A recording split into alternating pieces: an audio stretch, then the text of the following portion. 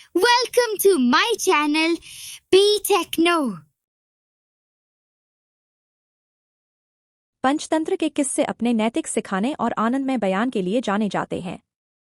इन कहानियों में सामान्यतः जानवरों को मुख्य पात्रों के रूप में पेश किया जाता है, जिनमें प्रत्येक का एक विशेष स्पर्श होता है। ये कहानियां नैतिक सिखाने वाले संदेशों को शामिल करती हैं, जो समझने और याद रखने में आसान होते हैं। शेर और चालाक खरगोश।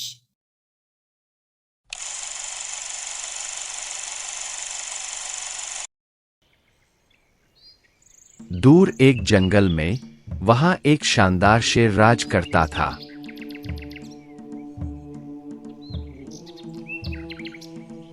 कभी उस शेर की गरज से सभी जानवरों की रूह कांप जाती थी, लेकिन अब वह अपने जीविका के लिए अन्य जानवरों की भलाई पर निर्भर था।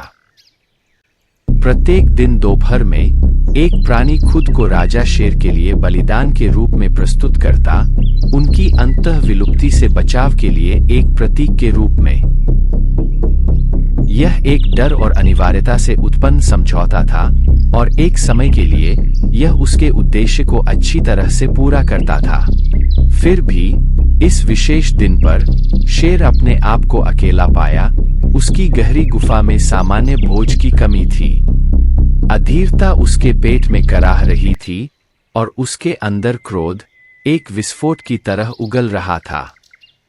जैसे ही उसका उत्सुकता चरम पर पहुंची, एक डरा सहमा हुआ खरगोश वहां पर पहुंचा।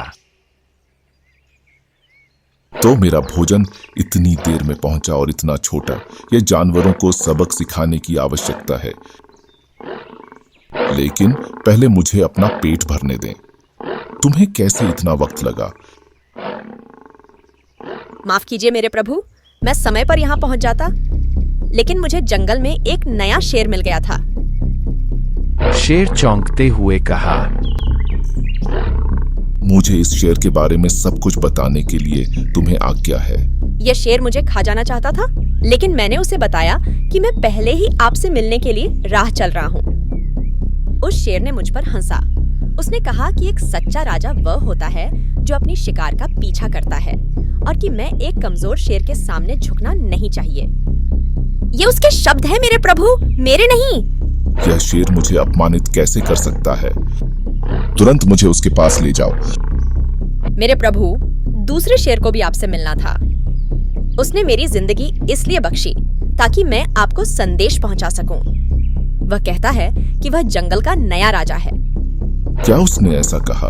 उस झूठे राजा के पास मुझे ले चलो।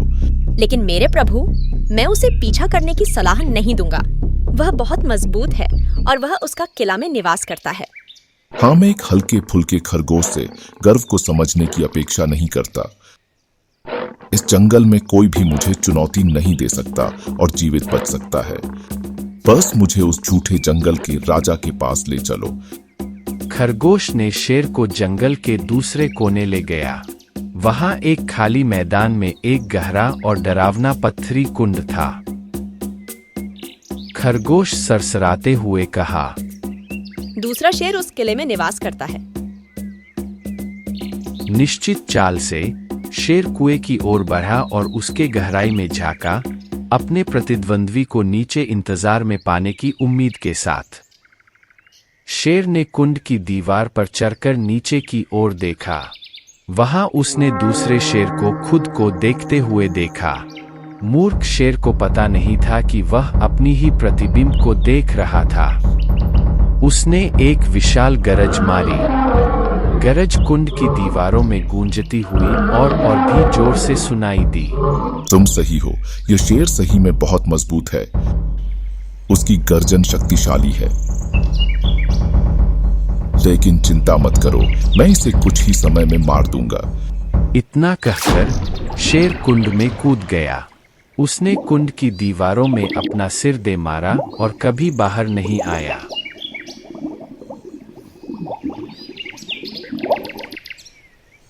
जब धूल बैठ गई और गूंज धीमी हो गई, तो अन्य जानवर अपने छुपने के स्थानों से बाहर निकले और उनकी हंसी जंगल में गूंज उठी।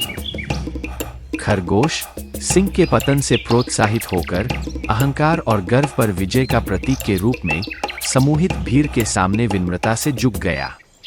और इस प्रकार जंगल एक बार फिर मुक्त था। उसके निवासियों को अब भय की जंजीरों से छूटकर खुशियों में नहीं, बल्कि उनकी तानाशाही पर जीत के संग संगठित हो गए। कहानी का सीख।